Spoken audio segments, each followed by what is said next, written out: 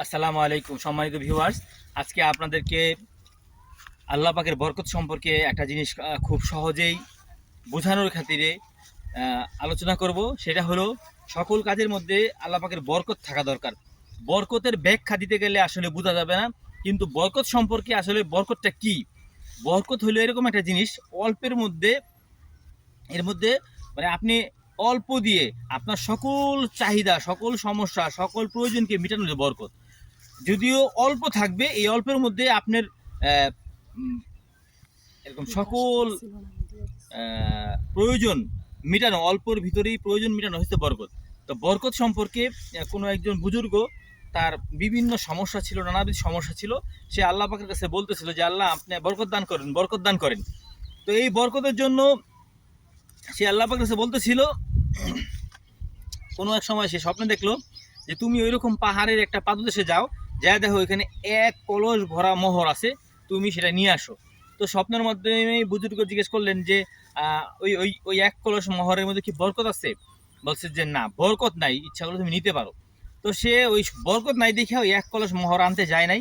সে তার স্ত্রীরে বলল, দেখো আমি রাতে স্বপ্নে দেখছিলাম যে পাহাড়ের একটা পাদদেশে একটা জায়গায় এক কলস মোহর আছে, কিন্তু সেটা বরকত নাই বিধায় আমি আনলাম না। স্ত্রী বলতেছে, আরে বরকত লাগবে না, তুমি এক কলস মোহর আনলো, এমনি বরকত হয়ে যাবে। আসলে সে আনে নাই।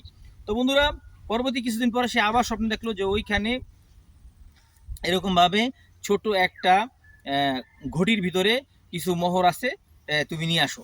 তো সে স্বপ্নে জিজ্ঞেস করছে যে ওইটার ভিতরে কি আসলে বরকত আছে? বলছে না, বরকত নাই, তুমি ইচ্ছা করলে আনতে পারো। সে পুনরায় তার স্ত্রীকে আবার বললো যে এক ঘটি মোহর আছে, কিন্তু এটা বরকত নাই। স্ত্রী বললো, আরে এক কলস আনলা না, এক ঘটি মোহর নিয়ে আসো, বরকত থাকা লাগবে না, দেখবা যে প্রয়োজন মিটে যাবে, নিয়ে আসো। কিন্তু সে যেহেতু বরকত নাই, আনে নাই। তো কিছুদিন পরে আবার স্বপ্ন দেখলো যে অমুক জায়গায় একটা মোহর আছে, একটা মোহর আছে।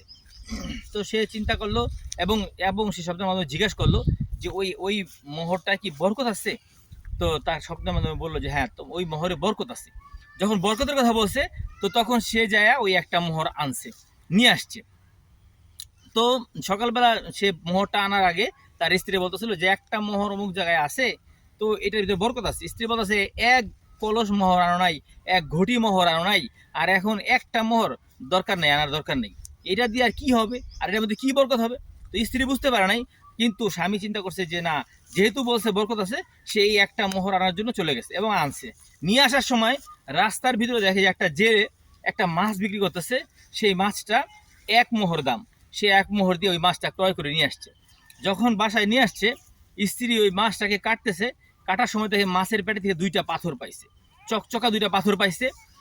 সে এই পাথরগুলোকে কি করছে, এই চকচকা পাথরটা তার হাজবেন্ডে, তার স্বামীকে দেখাইছে, দেখো এই মাছের পেট থেকে দুইটা পাথর পাইছি, চকচকা দুইটা পাথর। তো এখন এই এই লোক সেই পাথরটা এরকমভাবে ভালো করে পরিষ্কার করে একটা বাসায় রাখছে, আর একটা সাথে বাজারে নিয়ে গেছে। বাজারে নিয়ে স্বর্ণের দোকানে দেখাচ্ছে, ভাই এই পাথরটা দেখেন। স্বর্ণকার বলতেছে যে এটা এরকম একটা পাথর, একটা দামি পাথর, এই পাথরটা আসলে আমি আপনাকে দাম দিতে পারবো না, এত দাম, এইটা শুধু একমাত্র দেশের বাদশাহ আপনাকে দাম দিতে পারবে। তো সেই লোকটা দেশের বাদশার কাছে গেছে। তো বাদশাহ এরকম ইসলামিক বাদশাহ ছিল, দিনদার বাদশাহ ছিল।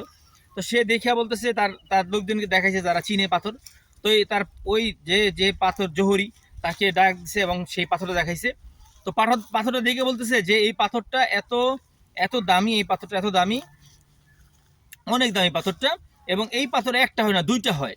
তো এইটা যখন বলছে, তো যাই হোক, তো এখন রাজা বলতেছে, বাদশাহ বলতেছে, ঠিক আছে, যে এই দুইটা পাথর যদি তুমি আমাকে দাও, তাহলে আমি তোমার কি পরিমাণ দাম দিব বলো।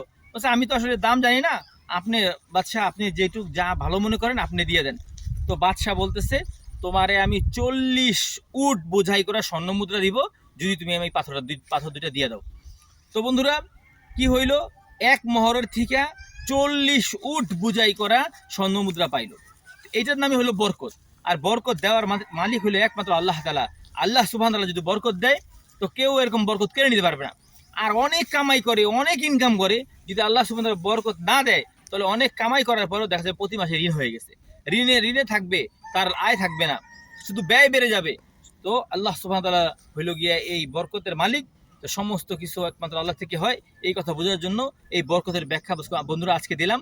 আরও সুন্দর সুন্দর ভিডিও আমার এই পেজে থাকবে, অবশ্যই আমার পেজকে ফলো দিয়ে রাখবেন। ভালো ভালো এবং ইসলামিক জিনিসপত্র জানার জন্য। ইনশাআল্লাহ পরবর্তী সময় অন্য কোনো ভিডিও নিয়ে আসবো। আসসালামু আলাইকুম।